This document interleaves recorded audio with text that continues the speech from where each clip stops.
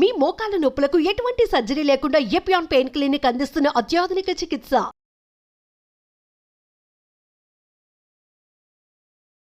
రాత్రిపూట ఏం తినాలి? కొన్ని సందేహాలు అన్నీ మనకి తెలిసినవిగానే అనిపిస్తాయి, కానీ కాస్త విశ్లేషించి లోపలికి వెళ్ళి ఆలోచిస్తే కొన్ని ప్రశ్నలకి సమాధానాలు కాస్త కష్టమే అనిపిస్తుంది. ఎవరు తినాలి, ఏం తినాలి అనేది ముఖ్యం. అన్ని వయసుల వాళ్ళకి టిఫిన్లు పెట్టేయడం, రాత్రిపూట టిఫిన్లు పెట్టేసి ఆరోగ్యం మేము చాలా జాగ్రత్తగా ఉంటామండి, మా డైటింగ్ చేస్తూ ఉంటామండి, మేము రాత్రిపూట కేవలం టిఫిన్లే తింటాం, అన్నం తినవండి, ఇట్లా చాలామంది అంటూ ఉంటారు. రాత్రిపూట అన్నం తినటం ఒక పాపం, ఒక శాపం అనేటువంటి ఒక అభిప్రాయం కూడా చాలామందిలో ఉంది. అన్నం మానేసి ఏం తింటున్నారండి? ఒక మిత్రుడు హోటల్కి వచ్చి బట్టర్ నాన్లు, ఒక 2 రకాలు 3 రకాల కర్రీలు ఆర్డర్ ఇచ్చాడు. ఇచ్చి నేను రాత్రిపూట లైట్ ఫుడ్ తింటాండి, అన్నం తిన్ను అన్నాడు. మరి మనం అన్నం మానేసి అన్నం పేరుతో, అన్నానికి బదులుగా మనం టిఫిన్ల పేరుతో తింటున్నటువంటి ఈ బట్టర్ నాన్లు, లేకపోతే ఈ కర్రీలు, ఇంకా పూరీలు, ఇట్లాంటి రకరకాల ఆహార పదార్థాలు అన్నం కంటే శ్రేష్టమైనవి అనేటువంటి అభిప్రాయం చాలామందిలో ఉంది. ఇది మరి ఎందుకు ఈ అభిప్రాయం ఏర్పడిందో తెలియదు, కానీ రాత్రిపూట అన్నం బదులుగా ఏం తిన్నా గొప్పదే అనేటువంటి ఒక అభిప్రాయం చాలామందిలో ఉంది.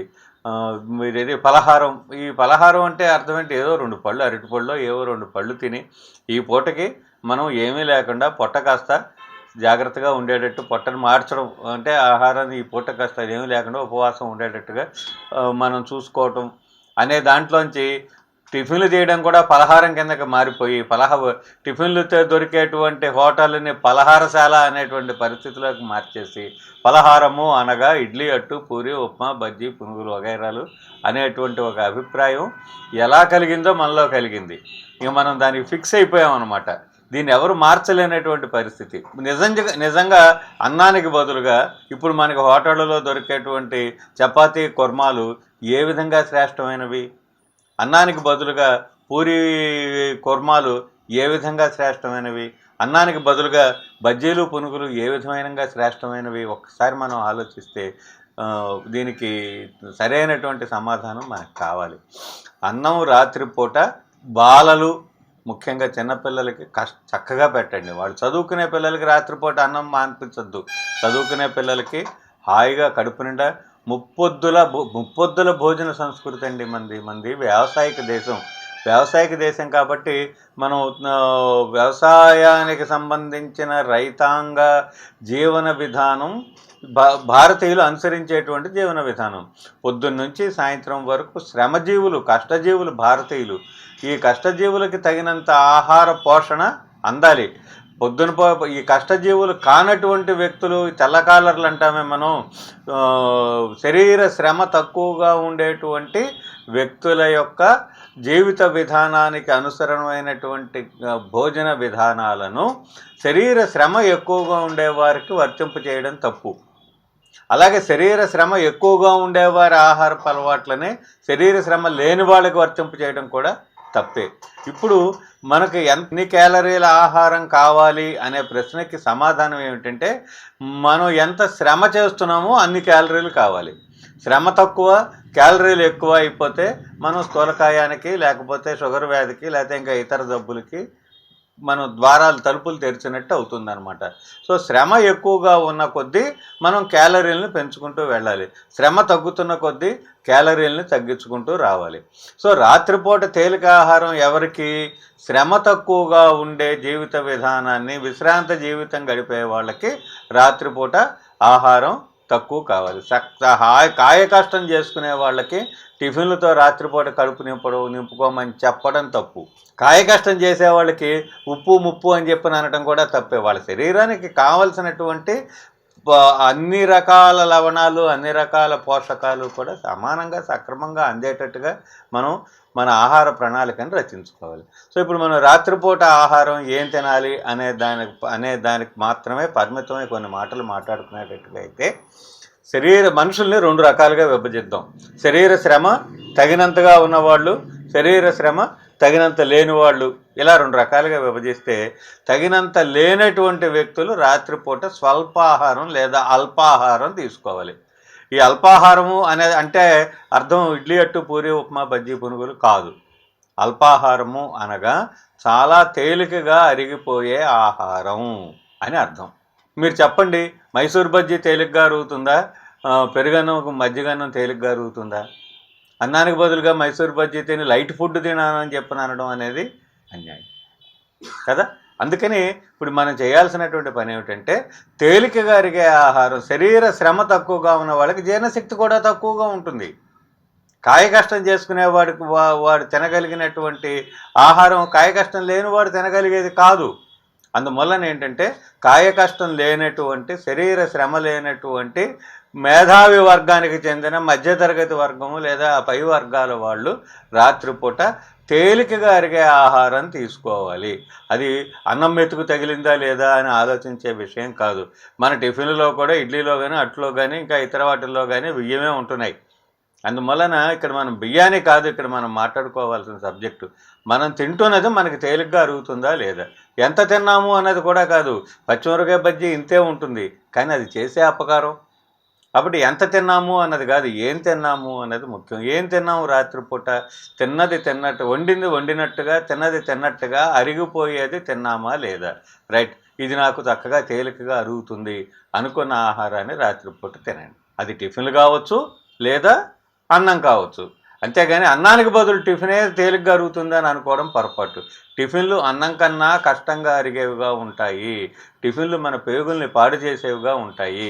సపోజ్ ఇప్పుడు మీరు మధ్యాహ్నం భోజనానికి ఇంటికి వెళ్ళడానికి 1 గంట ఆలస్యం అయిందనుకోండి, ఏదో ఆఫీస్ పని మీదో లేకపోతే బజార్ పని మీదో లేదా వృత్తి పని మీదో మనం ఉండిపోయి 1 గంట ఆలస్యంగా భోజనానికి వెళ్ళాల్సి వస్తుంది. ఈ గంట ఆకలిని తట్టుకోవడం కోసం మనం ఏ ఇడ్లీయో లేకపోతే ఏదో తెచ్చుకుని తిన్నాము. కాఫీ తాగాం, 1 కప్పు కాఫీ తాగాం. ఇది ఆకలిని చంపిందా, ఆకలిని తీర్చిందా? ఒకసారి సమాధానం ఆలోచించండి. ఆకలి తీరిందా, ఆకలి చచ్చిపోయిందా? ఆకలిని చచ్చిపోయేందుకు కాఫీ లాంటి ద్రవ్యాలు మనకు ఉపయోగపడతాయి. ఆకలిని తీర్చేందుకు అన్నం ఉపయోగపడుతుంది. ఆకలిని తీర్చేవి తినాలి, కానీ ఆకలిని చంపేవి తిని నా జీర్ణశక్తి బాగా పాడైందండి, నాకు గ్యాస్ ట్రబుల్ ఉందండి, అది కూడా మనకి ఏదో గొప్ప ఆస్తి ఉన్నట్టుగా చెప్పుకోవడంలో ఘనత ఏమీ లేదు. సో మనకి జీర్ణశక్తిని ఎప్పుడు మందగిస్తుంది? మనకున్న జీర్ణశక్తిని పదిలపరుచుకుంటూ దానికి మించిన ఆహారం కడుపులోకి వెళ్లకుండా మనం తిన్నది తేలికగా అరిగిపోతుందా లేదా, మనకున్న జీర్ణశక్తి ఇప్పుడు మనం తిన్నదాన్ని అరిగించుకోగలదా లేదా అన్న ప్రణాళికను కనుక మనం రచించుకున్నట్టయితే రాత్రిపూట టిఫిన్లే తినాలి అనేటువంటి సిద్ధాంతం ఎట్టి పరిస్థితుల్లోనూ నిజం కాదు. అన్నానికి బదులు టిఫిన్ కాదు, అన్నంలో కఠినంగా అరిగే ఆహార పదార్థాలకు బదులు తేలికగా అరిగే ఆహార పదార్థం తినండి అని రాత్రిపూట అల్పాహారము లేదా స్వల్పాహారము అనే మాటకి అర్థం. కానీ అన్నం మానేసి బజ్జీ పునుగులు తినమన్నది ఎంత మాత్రమూ అర్థం కాదు. అది అనర్థదాయకము. మనం రాత్రిపూట తేలికగా అరిగే ఆహారం తీసుకోవాలి. కూరగాయలన్నీ తేలికగా అరుగుతాయండి. బీరకాయ, పొట్లకాయ, సొరకాయ, తోటకూర, పాలకూర, మెంతికూర, క్యాబేజీ, కాలీఫ్లవర్, క్యారెట్, ముల్లంగి, బెండకాయ, దొండకాయ, మీరు ఏ కూరగాయ అయినా సరే తీసుకోండి. పులుపు లేని కూరగాయలన్నీ చాలా తేలికగా అరుగుతాయి. ఈ పులుపు లేని కూరగాయలని మనం తెచ్చుకుని దాని నిండా చింతపండు రసం పోసి అల్లం వెల్లుల్లి దట్టించి మనం తేలికగా అరిగిపోయి చలవ చేసేటువంటి కూరగాయలన్నింటినీ కష్టంగా అరిగేవిగా, వేడి చేసేవిగా, చలవని చంపేటువంటి వేడి చేసేటువంటి ద్రవ్యాలుగా మార్చుకుని తింటూ మాకు వేడి చేస్తుందండి, మాకు జీర్ణశక్తి సరిగ్గా లేదండి అని బాధపడుతున్నాం. కూరగా చేసుకుంటే అనగా చింతపండు లేకపోతే అల్లం వెల్లుల్లి మసాలాలను బాగా పరిమితంగా వాడుతూ కేవలం ఒక తాలింపు కూరగా గనక చేసుకున్నట్లయితే, మీరు అంత కూర వేసుకొని అంత అన్నం కలుపుకుని తిన్నట్టయితే ముప్పొద్దులా అన్నం తిన్నా ఎటువంటి అపకారము జరగదు. షుగర్ వ్యాధి, స్థూలకాయం ఉన్న వారికి కూడా ఇదే నేను చెప్పేటువంటి సలహా. ఇంత కూర ఇంత అన్నంగా మన ఆహారాన్ని మనం మార్పు చేసుకుంటే రాత్రిపూట అయినా సరే అన్నం తినడంలో తప్పు లేదు. కానీ ఇలాగ మనం టిఫిన్లను మార్చుకోలేం.